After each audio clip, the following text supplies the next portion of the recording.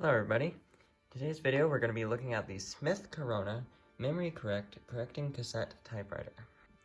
I couldn't find much information on this machine, but from the manuals and the dates on the manuals, it appears it's from around 1997, sometime around then. You notice it still has the old logo, but it does appear to be from 1997 or 1996.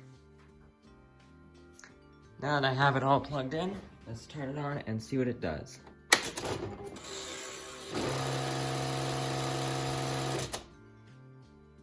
Alright, so that's pretty good. It looks like it just was setting the typing head all the way over to the right. Looks like there's some sort of piece of paper in here we should probably remove before we try typing on it.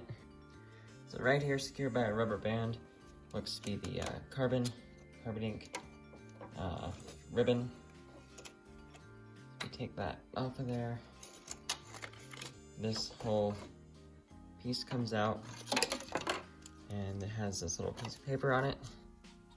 It just shows how to flip that around. It just shows, you know, how to replace the paper and the ink. And it actually tells you to throw this little piece away, but apparently whoever previously kept this didn't do that, so I'm not gonna do it either. And then here is the ribbon. As we can see on here, it's the type of ribbon that allows you to, it says carbon ribbon, so it's imprinting. You can't replace, you can't just use this again, you have to get a whole new ribbon if this runs out. But if you look at the letters on there, you can see the last word that was written is Maricela, so pretty interesting, someone's name.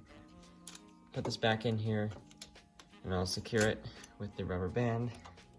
Pretty interesting way of keeping it in here. It looks like it's official though. It has clips on both sides. And close that. And it looks like it's good to go for typing. So I have a piece of paper here. I'm gonna get this in there and then I'll do the demo program. And it's nice, the front cover actually comes off and forms this back plate.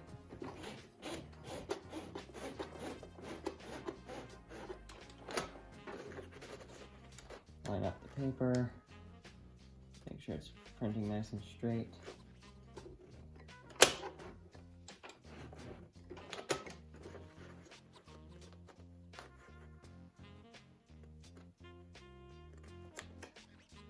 All right, looks lined up enough. And we're ready to go. So here we can take a look at the keyboard.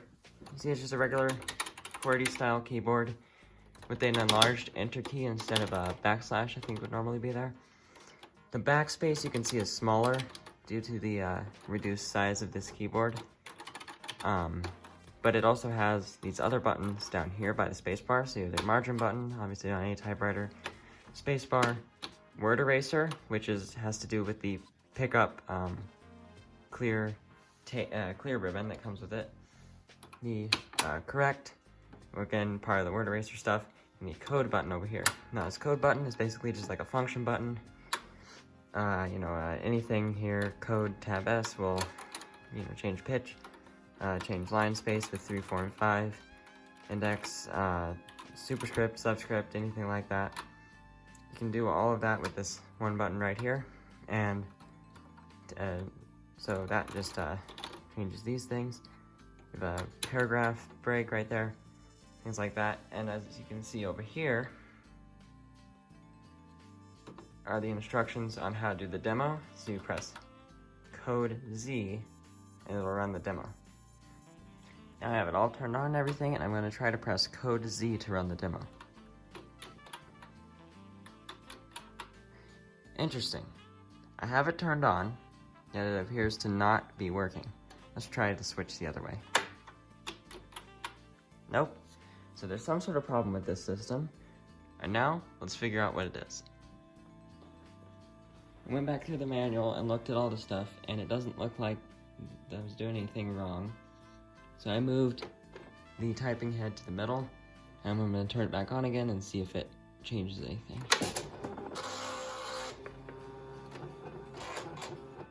Okay, so you can see that time was a lot different. It looked like it was stuck on the right the last time. And now you can see keys work when I press them, things like that. So let's move the paper back down in the beginning and run the demo. Press code and Z, and we'll run the demo.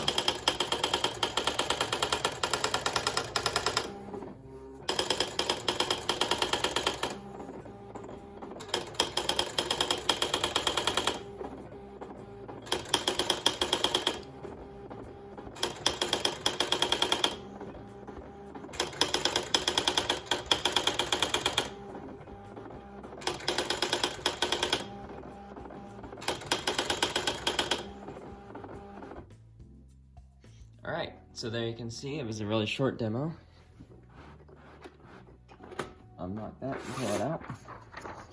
It shows here, this Smith Corona typewriter includes these easy-to-use features of full-line correction, word eraser, bold printing, auto center and underscore, triple pitch, and decimal tab.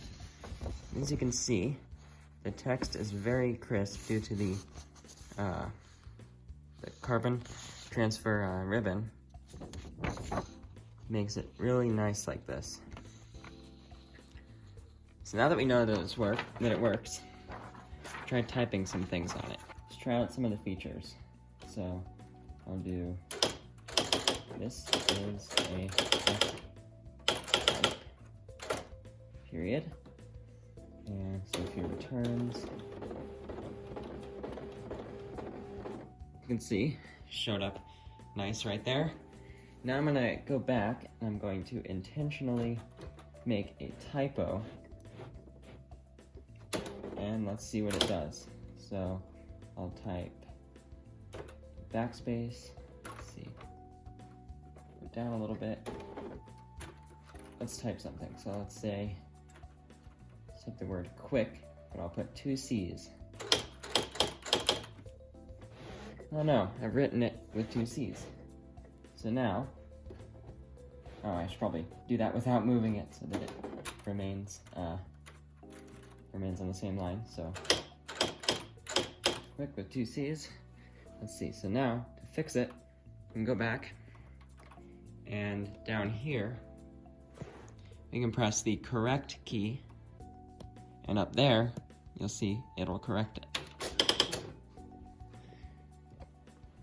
So I just went back, I pressed it, and it changed the letter and made it a little bit transparent. So I'm gonna press that again.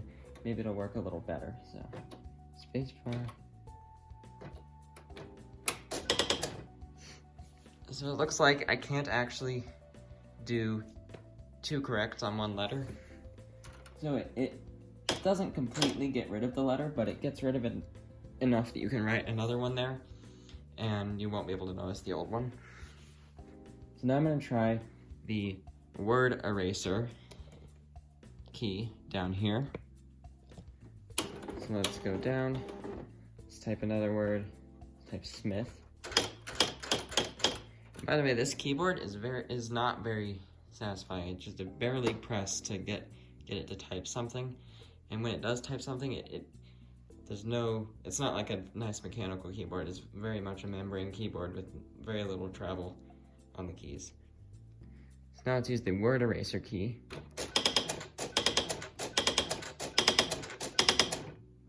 And you can see it just went back and erased all the previous letters. So if I bring this up here, you can see, I'll just turn it off for now, pull the paper out. Right here, where I typed quick, you can still kind of see the C behind the K. Looks a little better. And where I typed Smith, you can see it didn't really work that well to picking it up. I think that just has to do with the age of the correcting cassette in there.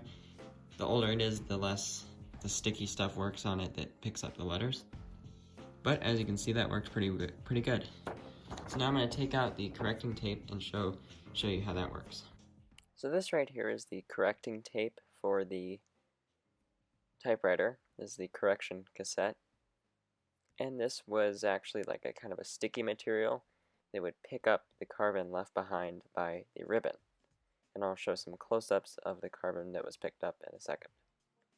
So here's a close-up of the correction tape after it's picked up letters from the paper. As you can see, the sticky material has picked up the carbon off of the paper and moved it to the correction tape. This is it's the two things that we corrected, the C's and Smith. You can see them there on the tape. And what's cool about this is it gives you a pretty easy way to correct mistakes on a typewriter, which hadn't been done before this kind of technology was invented. And you can also replace the tape. As you can see, it's gotten pretty dried out. As you saw earlier, it didn't really pick it up that well. That's just due to it drying out. What are the benefits of a typewriter like this? Well, it's a pretty cool design, pretty neat for collecting, things like that. It has this very interesting correction design with the memory correct and the different functions of correcting entire words, entire lines. It's pretty advanced. I think the thing is pretty cool that the one I got, it was only $7 at Goodwill. Great find. Also got a $10 joystick there. Pretty good condition. But anyway, this was a really good find, and I think it's pretty cool that it still has the original cardboard and original little demo sticker on it. This is, again, like I said, from 1997. Probably hadn't seen that much use. They probably got a computer shortly after they got this, and it just kind of went away until it was brought to Goodwill, and I found it, picked it up, brought it home, and made this video on it. If you enjoyed the video, leave a like on it, and if you want to see more of this, subscribe. And if you have any ideas for other videos or things you want to see me talk about or any questions about this machine, just leave a comment down below. I'll see you in the next one. Bye.